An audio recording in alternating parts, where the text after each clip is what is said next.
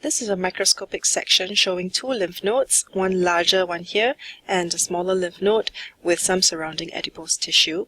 In the larger node, we can see that there is an irregular geographic area with a dense eosinophilic appearance or reddish appearance, and this seems to be surrounded by a paler zone. In the smaller node, we can see some large pale areas as well. Let's have a closer look at the smaller lymph node.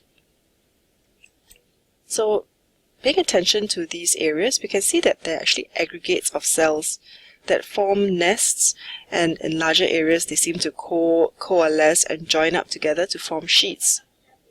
On closer inspection, we can see that these aggregates are composed of cells with rather oval to elongated nuclei, and these cells have got abundant pale cytoplasm, so the NC ratio is low.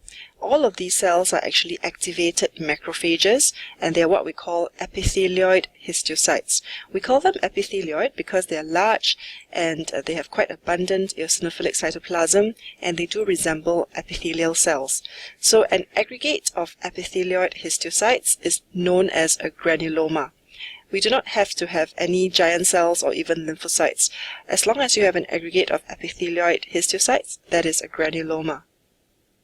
So pulling back a little bit on lower power, you can see that there are many granulomas, and some of them are joining up to form the larger pale areas. Now even at this power, you can start to appreciate that there are some larger cells here.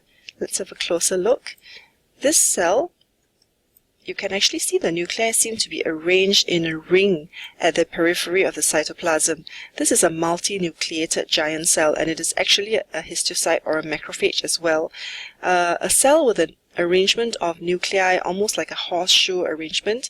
This is called a Langerhans giant cell, and it's very often seen in tuberculosis or mycobacterial infection. Of course, it is not specific for TB infection, but it is quite a frequent finding.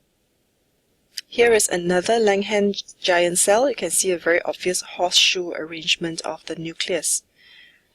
Now let's go back to low power again, and you notice that there are some intensely eosinophilic areas here and here within the granulomas, and also here.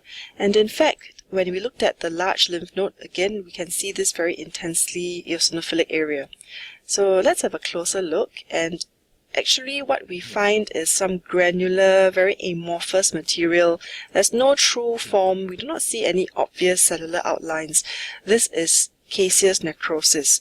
So on histology, we will just see some granular pinkish material reflecting the necrotic material in the center of the granulomas, and grossly this would appear as pale, yellowish or whitish, very friable, cheesy material, which is why we use the term caseous necrosis.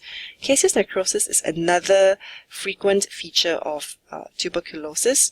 So the diagnosis here would be necrotizing granulomatous lymphadenitis. So essentially they are granulomas, but there is central necrosis in many of the granulomas, therefore necrotizing granulomatous lymphadenitis. And a very important cause that needs to be excluded is, of course, mycobacterial infection. So what we would do is we would probably do a special stain such as a Ziehl-Neelsen stain to look for the acid-fast bacilli.